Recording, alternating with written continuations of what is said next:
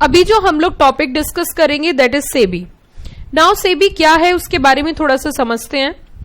सेबी की full form क्या है ये हम देखेंगे और सेबी के क्या क्या एस्पेक्ट्स यहाँ पे डिस्कस करने हैं वो हम देखेंगे। तो सबसे पहले समझते हैं what do you mean by SEBI. आज तक आपने पहले भी सेबी का नाम सुना होगा, लेकिन क्लास 11th में और क्लास 11th में आपको सिर्फ इतना पता होगा SEBI is a watchdog of investors. लेकिन आज जो हम डिस्कशन करेंगे वो थोड़ा डिटेल में होगा, हालांकि उस लेवल का तो नहीं है जो एग्जीक्यूटिव में है। एंट्रेंस के अकॉर्डिंग, सीएस एंट्रेंस के अकॉर्डिंग यहाँ पे थोड़ा सा ओवरव्यू टाइप दे रखा है, तो उसी के बारे में हम थोड़ा डिस्कशन करते हैं। सेबी की अगर फुल फॉर्म की बात करें कि सेबी की फुल फॉर्म क्या है तो वो मैं बता देती हूं। सेबी की फुल फॉर्म है securities exchange board of India. क्या बताया मैंने? Securities exchange board of India.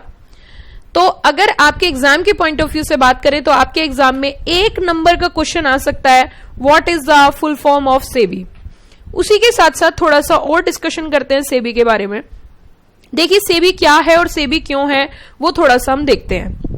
Actually क्या है कि हमारी जो गवर्नमेंट है उसका ऑब्जेक्टिव है अपनी प्रजा की रक्षा करना, क्योंकि गवर्नमेंट जो वोट दी जाती है, गवर्नमेंट को जो सिलेक्ट किया जाता है वो इसी बेसिस पे कि हमें किसी तरीके की कोई दिक्कत, कोई आपत्ति नहीं होगी।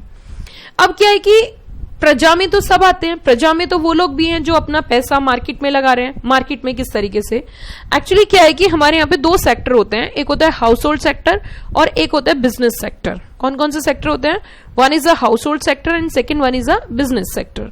हाउस होल्ड सेक्टर में खर्चा करने के बाद जो पैसा बचता है उस पैसे को बिजनेस सेक्टर में लगाया जाता है और बिजनेस सेक्टर उससे पैसे से बिजनेस करता है। मुद्दा ये उठता है कि हाउस होल्ड सेक्टर अपनी सेविंग्स बिजनेस सेक्टर को क्यों दे? Household sector business sector को पैसा इसलिए देता है क्योंकि उसे बदले में रिटर्न चाहिए। क्या चाहिए? बदले में रिटर्न चाहिए। बिजनेस सेक्टर पैसा क्यों लेता है? क्योंकि उससे उसे बिजनेस करना है और प्रॉफिट्स जो मुनाफे होंगे उसके बदले रिटर्न किसे देनी है? हाउस होल्ड सेक्टर को। अब मुझे एक बात बताओ, अगर ये जो हाउस होल्ड सेक्टर के लोग हैं इनकी जो सेविंग है उसके बदले रिटर्न मिलेगी या नहीं मिलेगी, इस चीज की क्या श्योरिटी है? और ये जो बिजनेस सेक्टर है ये 100% उनको रिटर्न देगा ही, इस चीज की क्या श्योरिटी है? और अगर हाउस होल्ड सेक्टर अपनी सेविंग्स बिजनेस सेक्टर को ना दे तो हमारे देश की आर्थिक स्थिति खराब हो सकती है। तो इन सब चीजों को ध्यान में रखते हुए जो बिजनेस सेक्टर है और हाउस होल्ड सेक्टर है उनके लिए कहीं ना कहीं प्रोविजंस बने। तो इट मींस एक बात तो साफ हो गई, जो लोग अपनी सेविंग्स इनको दे रहे हैं उनको प्रोटेक्शन मिलनी चाहिए, प्रॉपर प्रोटेक्शन होनी चाहिए। अगर कभी ऐसा होता है कि किसी को रिटर्न नहीं मिल रही तो उसको पनिशमेंट मिलना चाहिए बिजनेस सेक्टर को। तो जो लोग इसमें पैसे लगा रहे हैं उन्हें बोलते हैं इन्वेस्टर। इट मींस अगर हाउस होल्ड सेक्टर अपनी सेविंग मार्केट में इन्वेस्ट कर रहा है तो उसे बोलते हैं क्या? इन्वेस्टर। क्या बोला मैंने? इन्वेस्टर। ओके। जिसको पैसा दिया जा रहा है उसे हम इशूअर बोल सकते हैं। इशूअर कैसे बोल सकते हैं? क्योंकि पैसे की उन्हें जरूरत है, मतलब कंपनी हम बोल सकते हैं कि उन्हें पैसे की जरूरत है तो उस पैसे के लिए वो पब्लिक से फंड रेज कर रहे हैं और बदले में कुछ इशू कर रहे हैं। अब इशू क्या कर सकते हैं? इंस्ट्रूमेंट। ये क्लास 11th में भी आपने पढ़ा होगा। अगर सोर्स ऑफ बिजनेस फाइनेंस आपने पढ़ा है, चैप्टर है आपके यहाँ पे बिजनेस स्टडीज में सोर्स ऑफ बिजनेस फाइनेंस, वो अगर आपने अच्छी तरीके से पढ़ा है या आपको पढ़ाया गया है तो वहां पे आपने देखा होगा सोर्स ऑफ बिजनेस फाइनेंस में इंस्ट्रूमेंट इशू किए जाते हैं। तो ये जो बिजनेस सेक्टर है वो इंस्ट्रूमेंट इशू करता है। किसको? हाउस होल्ड सेक्टर को। जो लोग पैसा इन्वेस्ट करना चाह रहे हैं उसमें क्या हो सकता है? उसमें शेयर हो सकता है, डिबेंचर हो सकता है, बॉन्ड्स हो सकता है, अदर इंस्ट्रूमेंट हो सकता है, और लॉ की टेक्निकल लैंग्वेज में उसे सिक्योरिटीज बोलते हैं। क्या बताया मैंने? सिक्योरिटीज। तो 2 बातें हमने यहां पे क्लियर करी। एक तो वो जो बिजनेस सेक्टर की मैं बात कर रही हूं वो उसे हम इशूअर बोल सकते हैं क्योंकि वो इशू करते हैं। क्या इशू करते हैं? इंस्ट्रूमेंट्स, जिसको मैंने टेक्निकल वर्ड क्या बोल दिया? सिक्योरिटीज। तो सिक्योरिटीज इट मींस छोटा शब्द नहीं है। सिक्योरिटीज में शेयर्स, डिबेंचर्स, बॉन्ड सब कुछ आ जाता है। ठीक है, अभी सिर्फ समझो, पिक्चर समझो। मुझे सेबी बताने के लिए आपको कुछ और बातें बतानी पड़ेंगी। अब यहाँ पे हमने 3 पॉइंट समझे। हमने कहा एक बिजनेस सेक्टर है, एक हाउस होल्ड सेक्टर है और सिक्योरिटीज। तो सिक्योरिटी इशू कौन करता है? कंपनीज। ओके। अब इधर कौन है? इन्वेस्टर। लेकिन इनके बीच में भी रोल प्ले किया जाता है एक इंटरमीडियरी का। किसका रोल प्ले किया जाता है? इंटरमीडियरीज का। तो यहाँ पे तीन चीजें हमारे सामने खुल के सामने आई। One is the issuer, second one is the investor and third one is the intermediaries. अब देखिए सुनिए, जो इंटरमीडियरीज हैं वो भी घपला कर सकती हैं, वो भी गलत कर सकती हैं। ये जो इशूअर है ये भी घपला कर सकता है। तो इनके ऊपर कोई कानून लगना चाहिए, इनको रेगुलेट करने के लिए कोई प्रोविजन होने चाहिए, इनको चलाने के लिए कोई कानून होना चाहिए। इसके लिए सेंट्रल गवर्नमेंट ने स्थापना करी एक ऐसी बॉडी की जो ये सब चीजों को मैनेज करेगी। ये इन्वेस्टर को प्रोटेक्ट करेगी, इस मार्केट को, सिक्योरिटीज मार्केट को रेगुलेट करेगी, इंटरमीडियरीज को रेगुलेट करेगी, इशूअर के लिए रेगुलेशंस बनाएगी, फॉलो नहीं करेंगे पेनल्टी लगाएगी। अब सेबी को जिम्मेदारी दी गई कि तुम्हें ये सब करना है। सेबी ने कहा, गवर्नमेंट ने कहा, सुन साइबर सुन कौन मतलब सेबी, सुन सेबी सुन, कि हाँ जी बताइए कि आपकी जिम्मेदारी है सिक्योरिटीज मार्केट को रेगुलेट करना, इन्वेस्टर को प्रोटेक्ट करना, मार्केट को प्रमोट करना, इंटरमीडियरीज को रेगुलेट करना, इशूअर्स को रेगुलेट करना, समय समय पे इन्वेस्टर को एजुकेट करना। अब सेबी कहने लगी आपने मेरी जिम्मेदारी तो बहुत बड़ी दी है, ना मेरे पास कोई अस्त्र है और ना मेरे पास कोई शस्त्र है। ये बात किसने बोली? सेबी ने। गवर्नमेंट ने कहा तुम टेंशन मत लो, बिल्कुल टेंशन मत लो, तुम्हें अस्त्र भी मिलेगा और तुम्हें शस्त्र भी मिलेगा। उन्होंने कहा वो कैसे? कि हम जो तुम्हें एस्टेब्लिश करेंगे, हम एक एक्ट बनाएंगे, एक्ट के तहत आपको एस्टेब्लिश करेंगे। उन्होंने कहा एक्ट कौन सा? कि एक्ट का नाम होगा सेबी एक्ट 1992। अच्छा, इट मीन सेबी एक्ट 1992 के तहत सेबी का एस्टेब्लिशमेंट हुआ। ओके, ये बात हमें समझ में आ गई। अब सेबी एक्ट के अंदर ही अस्त्र की भी पावर मिलेगी और शस्त्र की भी मिलेगी। Now what do you mean by अस्त्र हियर? सेबी कहने लगी मेरे पास पावर होनी चाहिए अस्त्र बनाने की, अस्त्र in the form of regulations, अस्त्र in the form of regulations, और शस्त्र इन द फॉर्म अगर मेरे रेगुलेशन कोई फॉलो नहीं करेगा तो मैं उसको जेल करा दूंगा, जेल। तो ये बात हुई। तो गवर्नमेंट ने कहा तुम टेंशन मत लो, तुम्हारे पास अस्त्र की भी पावर और शस्त्र की भी पावर। इट मीन्स एक बात साफ हो गई कि सेबी एक ऐसी बॉडी है जिसके पास पावर है to make their own regulations, and if anybody is not following और contradict the regulation, then again SEBI having a power to impose a hefty penalties. अब सेबी खुश है। सेबी कहने लगे अच्छा रुको रुको, एक चीज और बताओ, क्या जब जब मैं पेनल्टी लगाऊंगा तो मुझे आपसे परमिशन लेनी पड़ेगी? गवर्नमेंट ने कहा नहीं नहीं नहीं नहीं, ना बाबा ना, तुम्हारी अपनी मर्जी है, तुम अपनी मर्जी से क्या लगा सकते हो? पेनल्टी लगा सकते हो, you are completely free. It means SEBI is an autonomous body. SEBI क्या है? एक ऑटोनोमस बॉडी है। ओके मैम, इतनी बात तो समझ में आई कि सेबी एक ऑटोनोमस बॉडी है। दूसरा, सेबी के पास पावर्स हैं अपनी रेगुलेशंस बनाने की, उसी के साथ साथ पेनल्टीज लगाने की। ओके, अब अगर किसी को इंटरमीडियरी बनना है, सिक्योरिटी मार्केट बोले तो सेबी, सिक्योरिटी मार्केट में जो भी काम करना है तो पहले किससे पूछने जाना पड़ेगा? सेबी से। अब मान के चलो मैं इंटरमीडियरीज के एग्जाम्पल ले रही हूं, स्टॉक ब्रोकर बनना है तो उनको भी रजिस्ट्रेशन कराना पड़ेगा सेबी से। जितनी भी इंटरमीडियरीज आ जाएंगी उन सभी को रेगुलेट सेबी करेगी। अब सेबी रेगुलेट करेगी कैसे? बिना रजिस्ट्रेशन के आप काम नहीं कर सकते, क्योंकि बिना रजिस्ट्रेशन के अगर काम करोगे तो वो कंट्रोल कैसे करेंगे? क्या ये बात समझ में आई? जी मैम, बिल्कुल समझ में आ गई। अच्छा बताओ, क्लियर है, ऑल क्लियर है? Ma'am what is the difference between clear and all clear? All clear का मतलब होता है सब खत्म हो जाना, कुछ समझ नहीं आना, और क्लियर का मतलब समझ आया।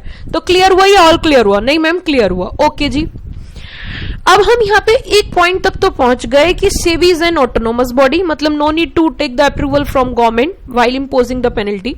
ओके, सेबी एक रेगुलेटरी बॉडी है क्योंकि वो रेगुलेट कर रही है। सुनना ध्यान से इस बात को भी, ऐसा नहीं बस मजे मजे में पढ़े जा रहे हो और समझ नहीं रहे हो। सेबी, क्या बोला मैंने? सेबी जो है वो एक रेगुलेटरी बॉडी है और वो अपने रेगुलेशंस बनाती है। मैम किसी रेगुलेशन का एग्जांपल दे सकती हो? बिल्कुल दे सकती हूँ। आईसीडीआर रेगुलेशंस है ना, LODR regulations, insider trading regulations, बहुत सारे रेगुलेशंस। अभी पढ़ाओगी? नहीं नहीं ना ना ना ना, ये सब हमें पढ़ना है कब? जब आप एंट्रेंस के बाद सेकंड लेवल पे आओगे सीएस एग्जीक्यूटिव में। मैम तब भी आप पढ़ाओगी? बिल्कुल पढ़ाऊंगी, जब तक आपको सीएस नहीं बना दूंगी तब तक पढ़ाऊंगी, चाहे एंट्रेंस हो, चाहे एग्जीक्यूटिव हो या प्रोफेशनल हो। जब तक है जान तब तक है जहान। तो जब तक आप सीएस करोगे तब तक हम आपके साथ हैं। स्टूडेंट्स, तुम सीएस स्टूडेंट्स, तुम संघर्ष करो, हम तुम्हारे साथ हैं। तो चलिए, इट मीन्स एक बात और समझते हैं। अच्छा मैम ये बताइए, तो ये जो जैसे सेबी है तो इनका एस्टेब्लिशमेंट सेबी एक्ट के तहत हुआ, ये हमें समझ में आया। और ये जो सिक्योरिटीज आप बता रहे थे अभी, सिक्योरिटीज का मतलब ब्रॉडर टर्म होता है, share, debenture, bonds etcetera etcetera, बिल्कुल। और मैम अगर ये वर्ड ढूंढना हो हमें कि ये कहां पे डिफाइन है, तो मैम हमें कहां जाना होगा? इसके लिए आपको जाना होगा सिक्योरिटी कॉन्ट्रैक्ट रेगुलेशन एक्ट 1956 के section number 2 clause number H में। वहां जाके आपको मिलेगा सिक्योरिटीज की डेफिनेशन, और सिक्योरिटी एक ब्रॉडर टर्म है। तो इट मीन्स मैम एक बात तो साफ हो गई, जब भी कोई कंपनी पैसे इकट्ठे करेगी तो बदले में क्या देगी? जूते दे दो, पैसे ले लो, नहीं इंस्ट्रूमेंट दे दो और पैसे ले लो।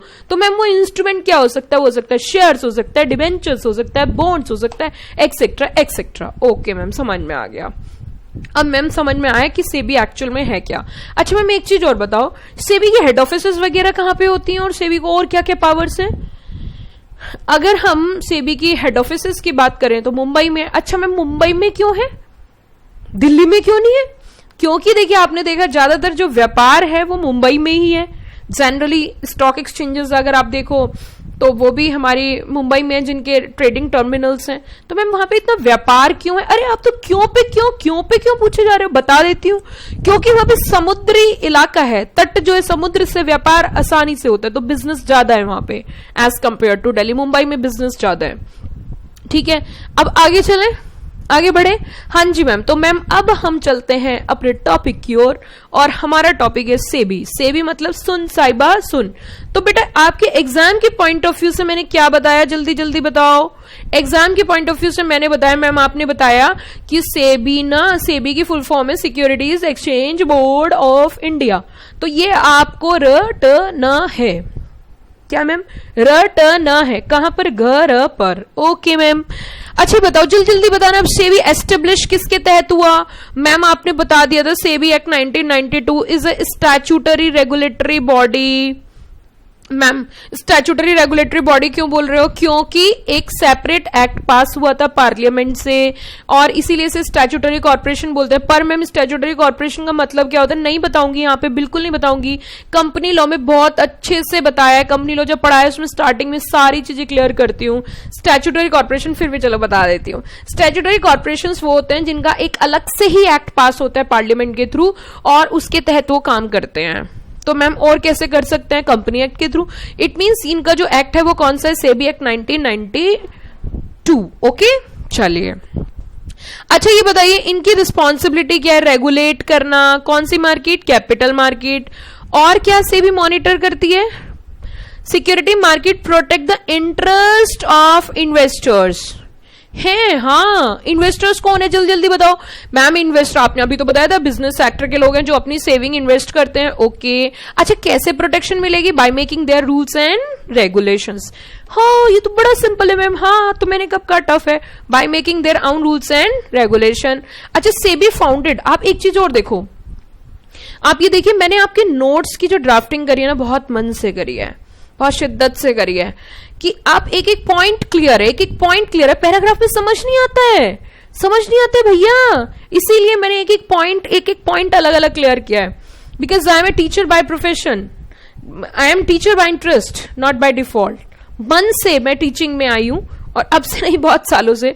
तो मैं जो भी काम करती हूँ अच्छे से करती हूँ। तो कोई काम करो अच्छे से करो, वरना मत करो। तो it mean SEBI was founded on April 12 and 1992। देखो मैं आपको ये तो नहीं कहूंगी कि आप 12 अप्रैल याद करो, लेकिन 1992 प्लीज याद कर लो। जब भी कभी चैप्टर बोलो, आगे एग्जीक्यूटिव में भी आपको पढ़ना है तो बोलो सेबी एक्ट 1992। क्या बोला मैंने? सेबी एक्ट 1992, तो ऑटोमेटिक याद हो जाएगा। अच्छा जल्दी जल्दी बताओ फटाफट से, हेडक्वार्टर कहाँ पे है इसका? मुंबई। मैम हेडक्वार्टर मुंबई है। इसके अलावा भी कहीं कहीं और ऑफिसेज हैं। हाँ बिल्कुल, चेन्नई, दिल्ली, कोलकाता, अहमदाबाद और other local regional offices. Okay, what is the objective of SEBI? जल्दी बताइए, what is the objective of SEBI? The objective of SEBI to ensure Indian capital market कैसे मैनर में काम करे? सिस्टमेटिक मैनर में। अच्छा, सिस्टमेटिक मैनर का मतलब यहाँ पे क्या होगा मैम, प्लीज बताइए ना। सिस्टमेटिक मैनर का मतलब होगा जिसने इन्वेस्टमेंट किया है उसको टाइमली रिटर्न मिलनी चाहिए, यस और no, and provide investors transparent. Transparent मतलब पारदर्शिता, उनके साथ किसी तरीके की कोई धोखाधड़ी नहीं होनी चाहिए। The primary reason of setting up SEBI was to prevent wrong practices, ताकि गलत प्रैक्टिसेस ना हो। दूसरों का पैसा लिया और चल दिया, राम राम जपना, पराय माल अपना, ऐसा नहीं चलेगा। इधर सेबी कंट्रोल करती है तो prevent mal practices in the capital market of India and promote and develop capital market. अच्छा, सेबी का ऑब्जेक्टिव क्या है, प्रिएम्बल क्या है, जल्दी बताइए। जब गवर्नमेंट ने बोला था ना आपको ये करना है, क्या क्या, जल्दी बताइए प्लीज प्लीज।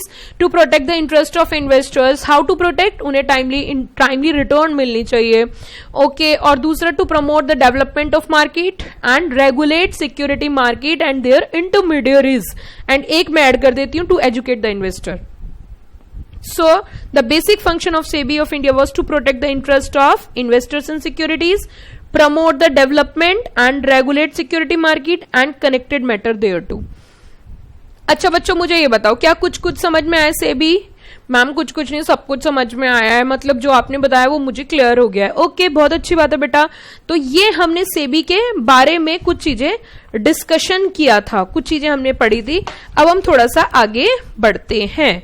अब मैं और डिटेल में आपको सेबी के बारे में बताऊंगी, और डिटेल में आपको फंक्शंस, पावर्स, अभी तो बहुत सारा टॉपिक रहता है, तो वो हम इससे कनेक्टेड टॉपिक है, वो हम अगली सेशन में करते हैं। Thank you, have a nice day.